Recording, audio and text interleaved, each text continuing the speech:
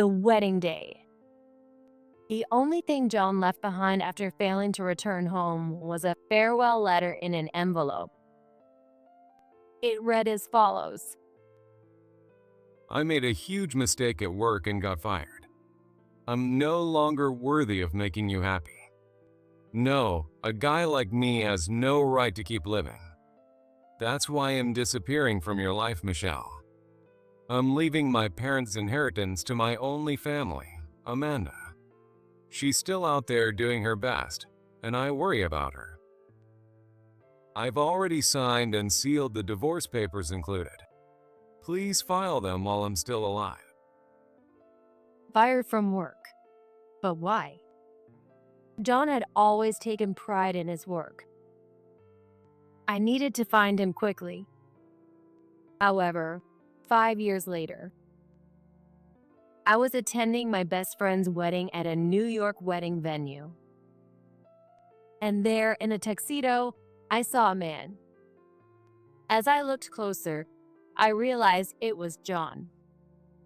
My mind went blank. However, at that moment, a woman called out to me. She told me the truth, and my feelings for John turned into bitterness. My name is Michelle Wilson, and am a 35-year-old high school teacher. After earning my teaching license upon graduating from college, I began teaching at the high school where my father was the principal. My mother passed away while I was still in college, and for a while, it was just my father and me living together. 6 months ago, I got married. My husband, John, is 3 years younger than me, currently 32.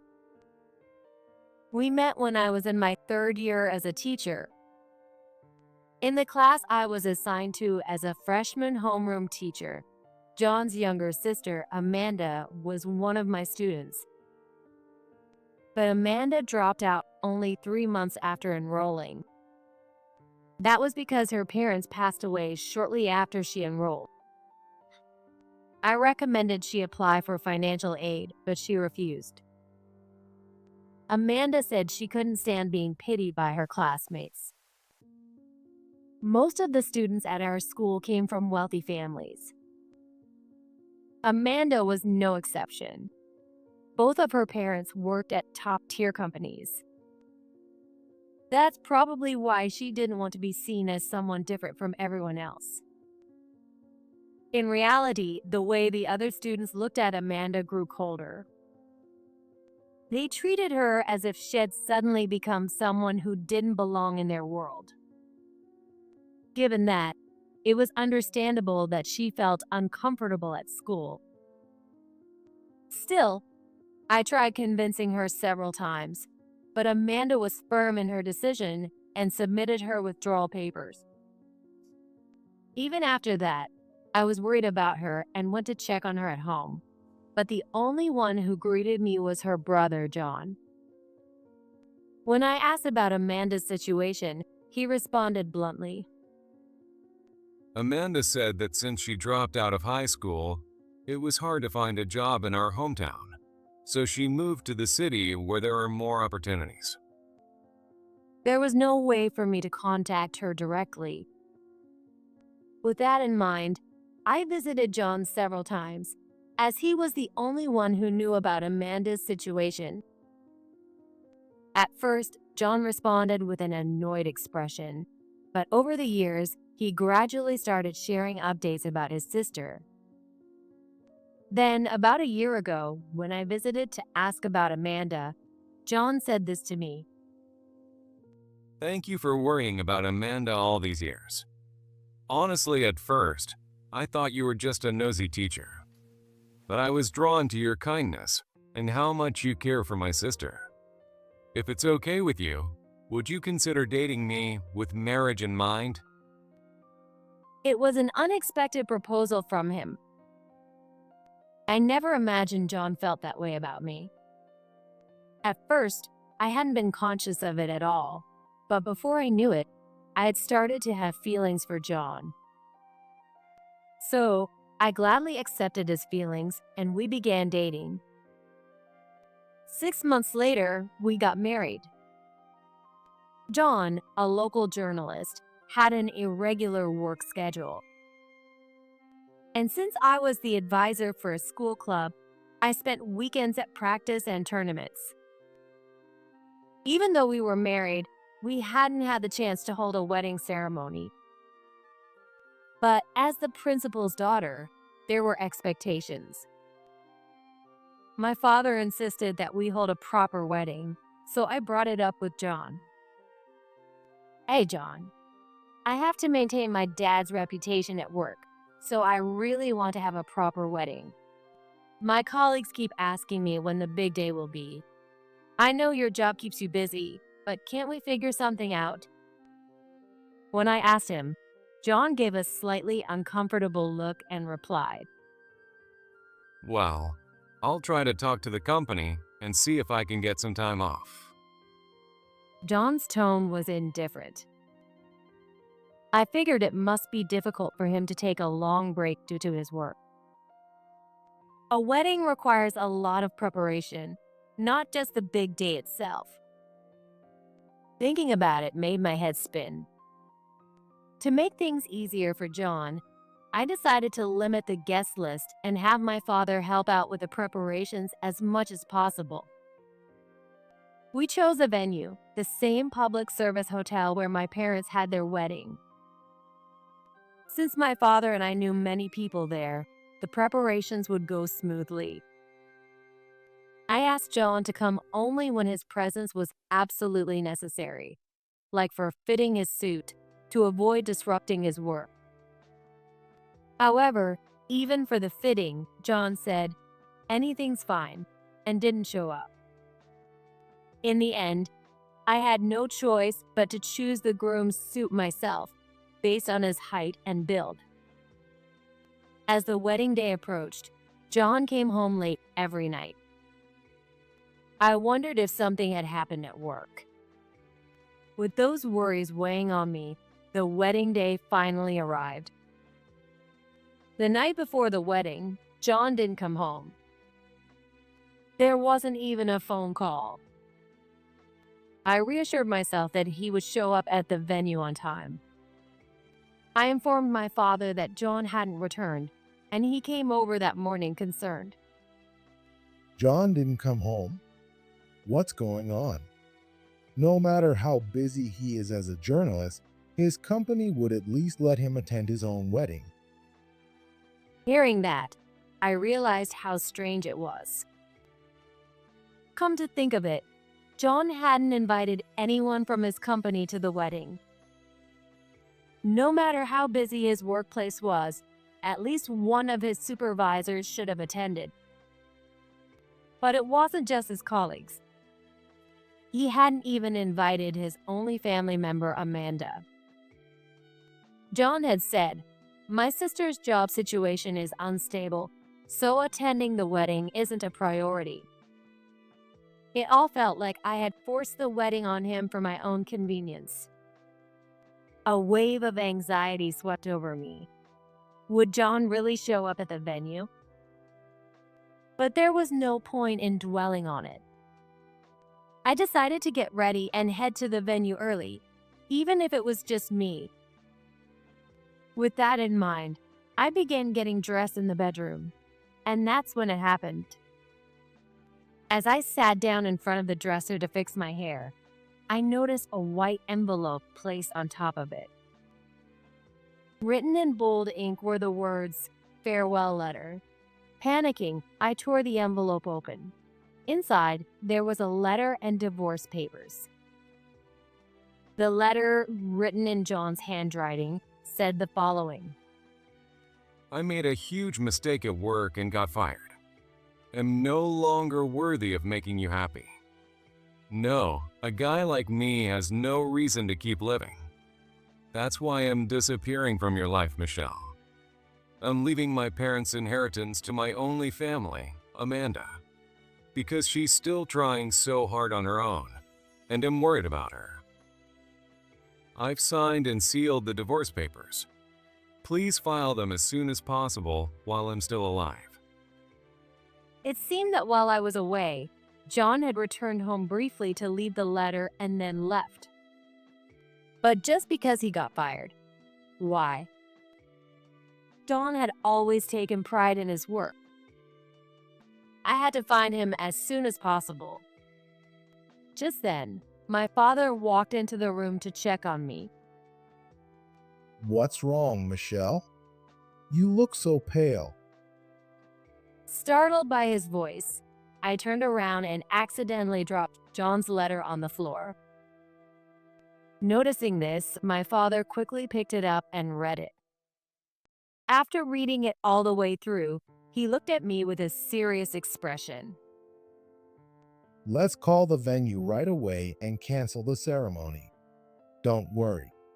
I'll personally call each guest and explain. After my father said that, I contacted the venue. I told them that the groom had fallen ill and asked them to cancel the wedding for the day. My father also called each guest personally to apologize sincerely. When I mentioned that I wanted to file a missing person report at the police station, my father stopped me, saying, "Hold on."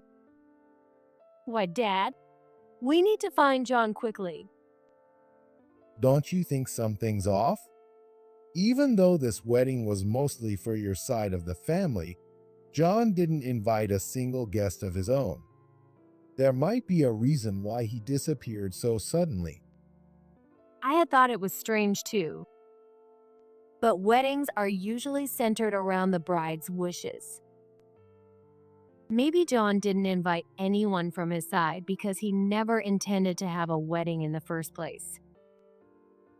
But what am I supposed to do? Just sit around and wait? What if something bad happened to him? Leave this to me. After saying that, my father quickly left the house.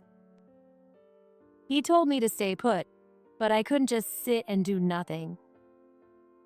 "John, please be safe." Hoping for the best, I ignored my father's advice and went to the police station to file a missing person report. From that day on, I did everything I could to search for John. 3 years passed, but I found no leads. The police initially kept the search going, treating it as a possible life-threatening situation due to the letter he left behind. But if he had taken his own life, his body would have been discovered somewhere. No such information ever came in. As 3 years passed, the police's efforts started to wind down. John had to be alive somewhere. I kept believing that, holding on to hope that he'd come back. Then, one day, I received a call from my father, and when I answered, his words left me speechless. John had been betraying me all along. My father had hired a private investigator over the past 3 years to track John down. The worst possible truth had come to light.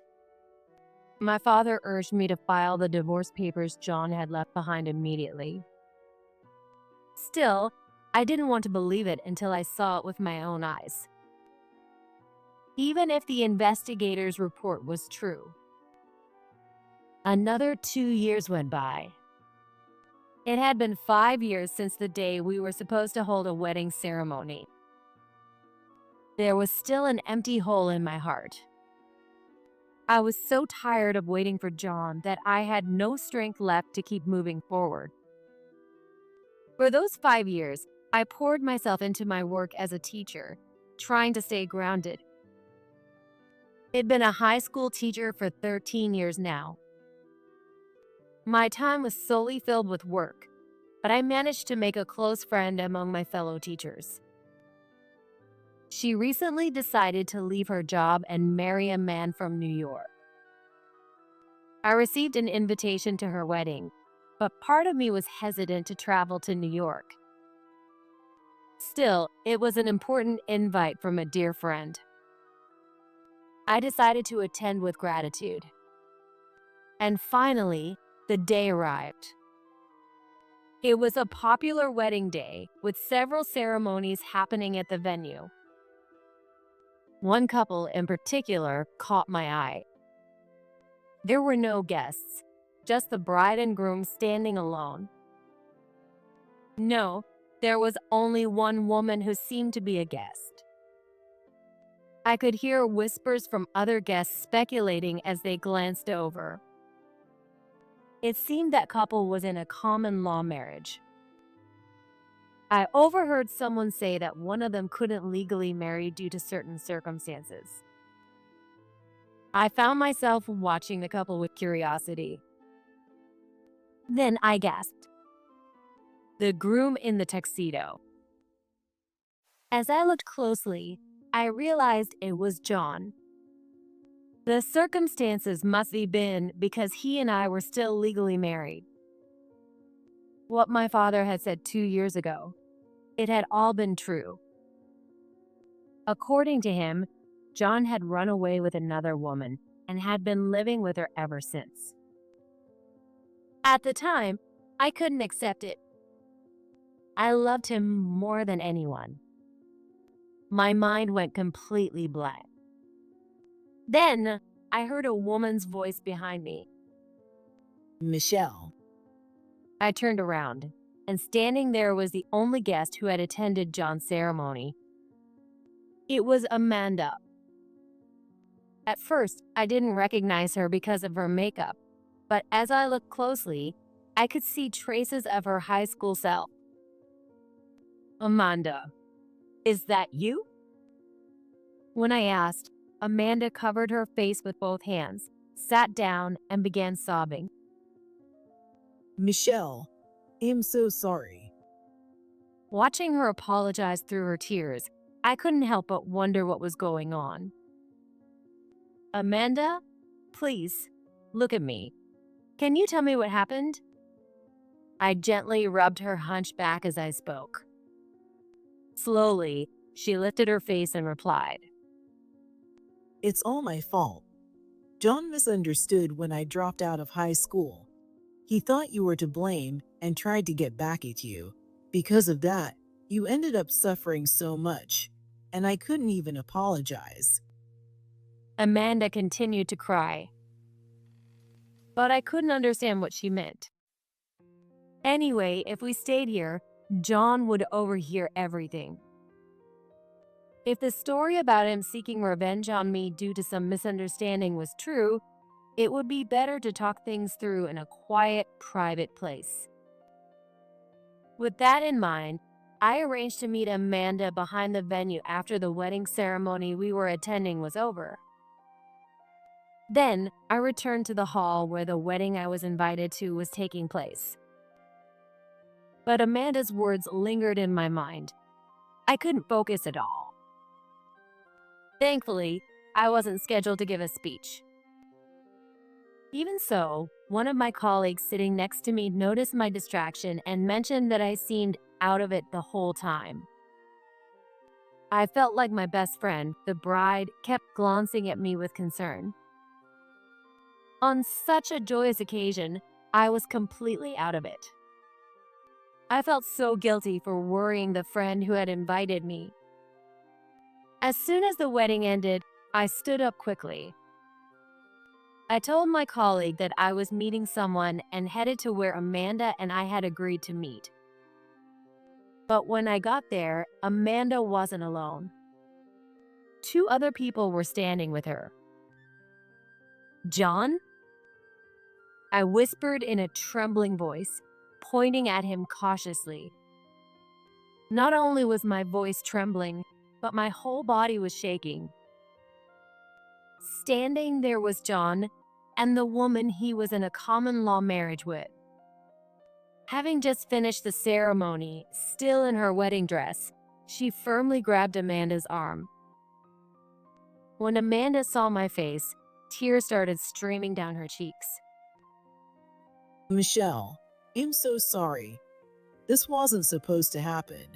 I came here alone, but Keep your mouth shut. John interrupted her with a terrifying intensity, silencing Amanda's words. What is going on? More than anything, I couldn't understand why John, who had betrayed me, lived with another woman, and even entered a common law marriage, was now standing boldly in front of me. John, why did it come to this? Please explain so I can understand. This woman still doesn't get it? She had no idea she was being played from the start. John's girlfriend burst out laughing as she responded to my question. Played from the start? What does she mean? As I stood there, stunned, John finally revealed his true colors. I wanted to get back at you. Amanda had to drop out of school because she had a privileged, wealthy teacher like you as her homeroom teacher. That's right. And when I noticed Amanda acting strange, I followed her after the wedding.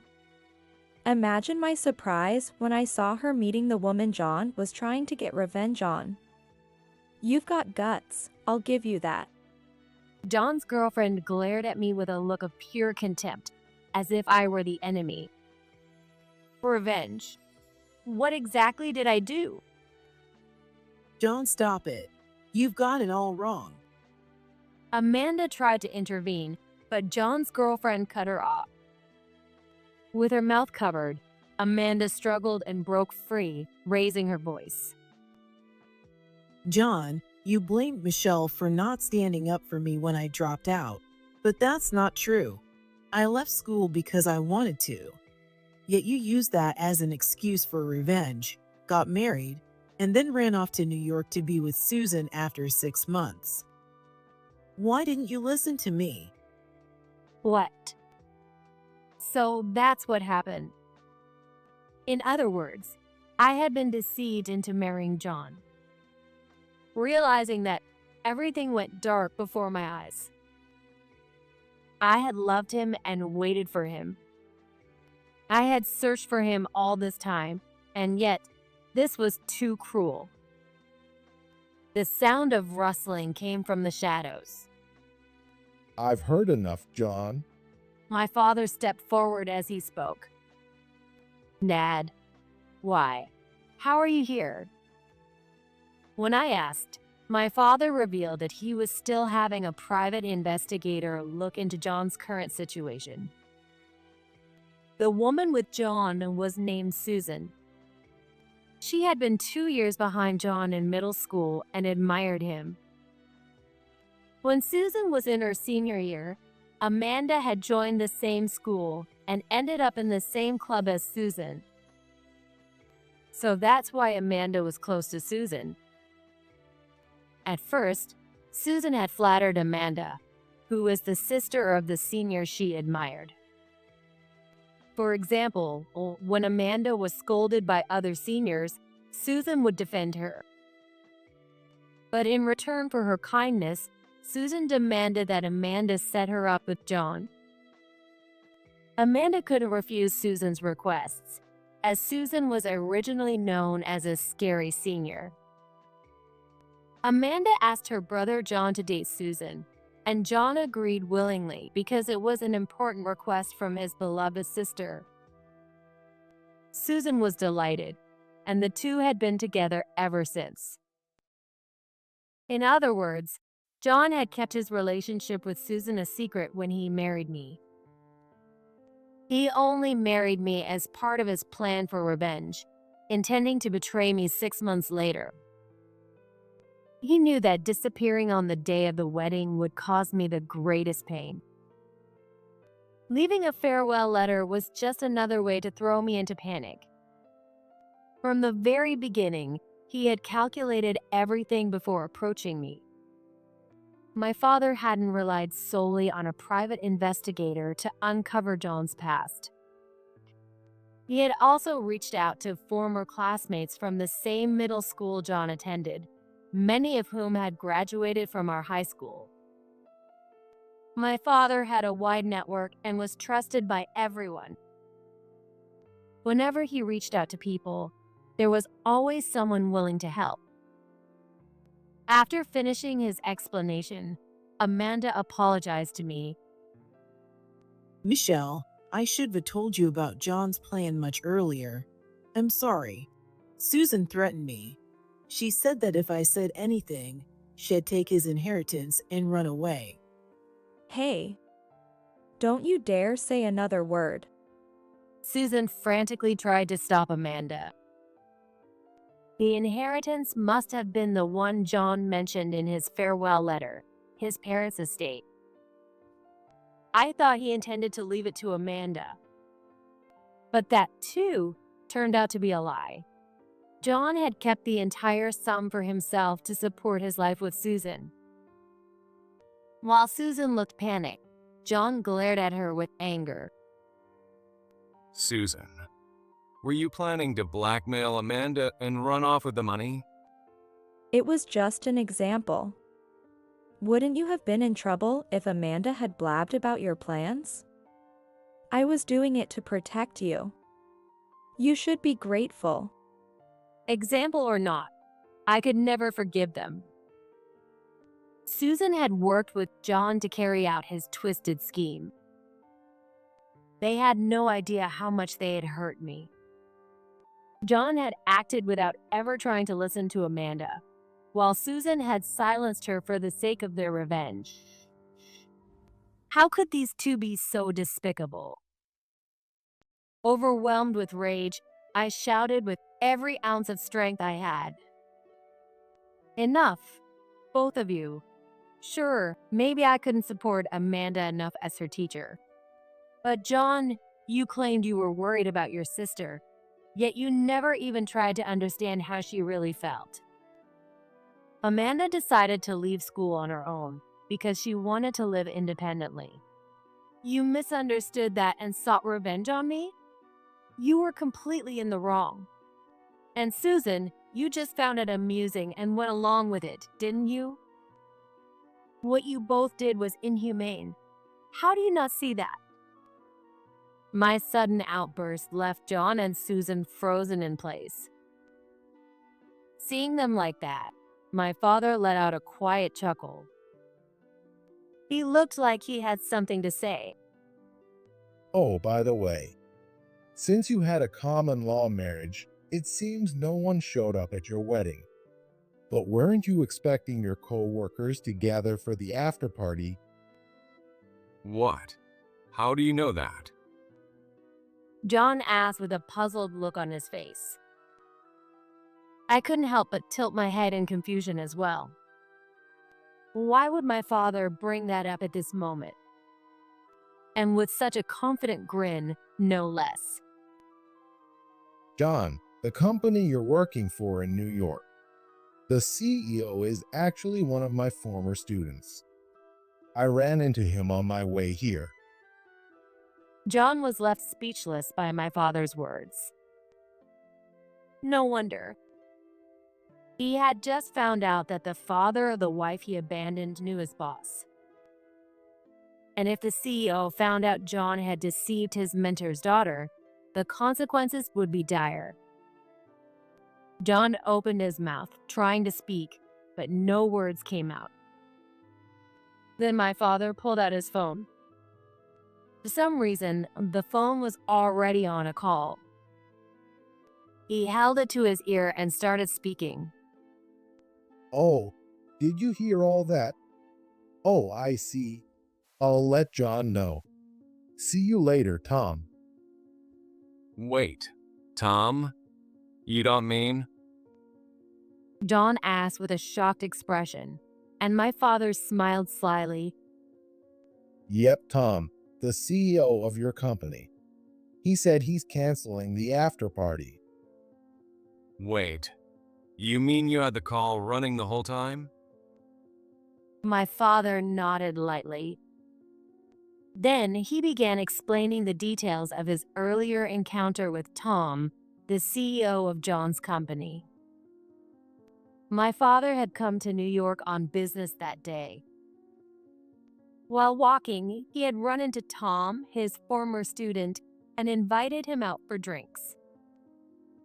But Tom had declined, saying he had an after-party for a colleague's wedding. When my father asked about the colleague, Tom mentioned the man was in a common law marriage because he hadn't legally divorced his previous wife and was from the same town, aged 32. Everything matched John. When my father told Tom that John's real wife was his daughter, Tom and the colleagues nearby were stunned.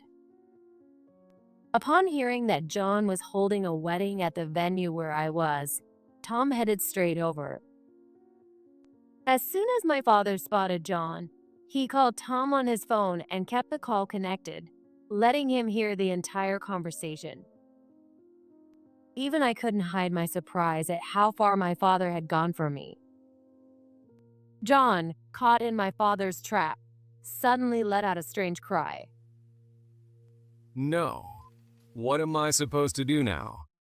The CEO is so strict, and he always says a man who doesn't value his family is worthless. I'm done for. If a strict boss like that found out about John's schemes, it was clear what would happen to him. According to my father, many of Susan's co-workers were expected to attend the after-party. The reason for the cancellation would undoubtedly be explained in detail. There was no way John and Susan would walk away from this unscathed. As working professionals, they had turned a major life event, marriage, into a deceitful act meant to ruin someone else's life. Their actions would surely damage their reputations at work. John and Susan's faces turned pale. Damn it. What am I supposed to do? I quit my job in my hometown, moved to the city, and finally got hired full-time. I've been working at the same company ever since I graduated college. I even helped improve company performance. How could you put me in such a bad position now? I knew I shouldn't have helped you, John. They were only concerned about their own futures. But no matter how much they panicked, they had brought this upon themselves. John had always claimed to be a devoted brother. And yet, now he didn't seem to care about Amanda at all. Instead, he looked at Susan with desperate, pleading eyes and said, This can't be happening. I moved to the city relying on your income, Susan. If I lose my job, how am I supposed to survive? John crouched down on the floor, whining miserably. Watching him, I felt relieved that the marriage had failed. The man in front of me wasn't the John I had searched for and waited for all these years. Why did I ever love someone like him? Thinking that, I felt the weight that had been pressing on my chest finally lift. I turned my thoughts to Amanda, who had been caught up in all this. However, she also looked calm now that the whole ordeal had been resolved. I gently spoke to her. Amanda, I'm the one who should apologize for dragging you into all of this. But more importantly, how's your life going now? Amanda smiled as she answered. Yes, I've been working while attending night school since I moved here. I graduated from high school and eventually earned my degree from night college last year. I'm a full-time professional now, and my life has settled down. Her words made me breathe a sigh of relief. I had worried about her for so long. Seeing my reaction, Amanda's expression became more serious. You're the one I'm worried about. John committed such terrible acts that your life could have been ruined because of him. I don't even know how to apologize for that. What will you do now, Michelle? Amanda leaned in and looked into my face, and I responded with a small, wry smile. Don't worry about me. I'm not that fragile. Honestly, the only thing on my mind right now is how much alimony I should demand from John. After all, I haven't even submitted the divorce papers yet. As I said that, I immediately glanced over at John. At the mention of alimony, John flinched and avoided my gaze, his eyes darting nervously. Then he mumbled in a faint voice, barely above a whisper. Alimony. I can't pay that. I don't have any money. It was a faint murmur, almost like he was talking to himself, but I heard it clearly. Don't you have your parents' inheritance? John's eyes widened in shock at my words. He was probably hoping to hold on to the inheritance, thinking his future life would become difficult. However, since John and I were still legally married, his life with Susan could be considered an affair. John had been dating someone else even before our marriage, making our relationship nothing but a lie. If he refused to pay alimony, I could sue him for marriage fraud. When I said that, John finally accepted his fate.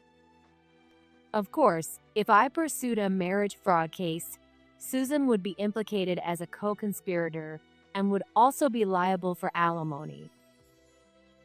Fortunately, my father was there, so I had a reliable witness. I told them I'd be contacting them through a lawyer regarding the alimony and left with my father. John and Susan watched us leave with defeated expressions. Even if they tried to escape, Amanda had promised to keep an eye on them. Knowing I had someone like Amanda on my side was reassuring. Finally, I submitted the divorce papers. I had been through so much pain, but it finally felt like I was waking up from a long, terrible nightmare. 3 days later, my father received a call from Tom. John's company specialized in weddings and funerals, so they were very strict about how their employees handled their personal marriages. Naturally, Tom said they couldn't keep John, who had tricked me into a false marriage, as an employee, and he was immediately fired. As for Susan, she worked for a company in the same group and had been an MC at wedding receptions. Though she wasn't fired, she was removed from her MC duties and reassigned to menial tasks around the office. Her salary was cut to less than half of what she used to earn. Still, I didn't feel an ounce of sympathy for them. I demanded $30,000 in alimony from John for deceiving me into a false marriage and for living with his mistress for years.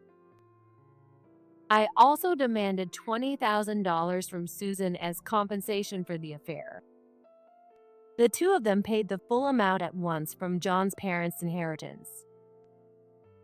However, living in an expensive city took its toll. John, who had recklessly thrown himself into life with Susan, barely had any inheritance left. After paying the combined $50,000, their funds were completely drained. John, who had no college degree or professional certifications, would likely live a modest life while job hunting alongside Susan, who now earned significantly less. I heard that Susan wants to break up with John, but he's clinging to her, crying, "I'll be ruined if you leave me," so she can't get away. Susan should have just kept a fond memory of John close to her heart, just as he was a senior she admired in middle school. It was Amanda who shared all this personal information about John and Susan with me. Since then, Amanda and I have been in regular contact. She told me she's working hard at an IT company. Although she was only my student for 3 months, I still vividly remember how talented she was, ranking at the top of her class during the May midterms. I was truly glad that she had risen this far through her own efforts. On top of that, Amanda told me she was getting married next spring. Her partner is the same age as her and works at the same company. When I read her message, I couldn't help but smile and press the call button to congratulate her. "Hello. Congratulations on your engagement." Thank you, Michelle. Amanda's cheerful voice came through the line, brimming with happiness. I could tell right away that both her personal and professional life were going well. Moreover, Amanda told me she wanted to invite me to her wedding as her high school mentor. What's more, it would be a small reception, and it'd be the only guest on the bride's side. I couldn't help but feel hesitant about that. Are you sure? What about your teachers from night school or college? Is it really okay for you to invite me? Yes, you're the only true mentor I've ever had, Michelle. I really want you to meet him, so please come. Oh, and don't worry. I've completely cut ties with John. I didn't invite him to the wedding, and I haven't even told him I'm getting married. Hearing that, I honestly felt relieved and gladly accepted her invitation. Amanda had severed ties with her troublesome brother and was about to build a happy home. Witnessing such an important milestone in a former student's life is the greatest joy for a teacher. My father, now approaching 63, continued to be admired by many of his former students as a principal. Watching him, I reminded myself to follow his example and continue striving to be the best teacher I could be.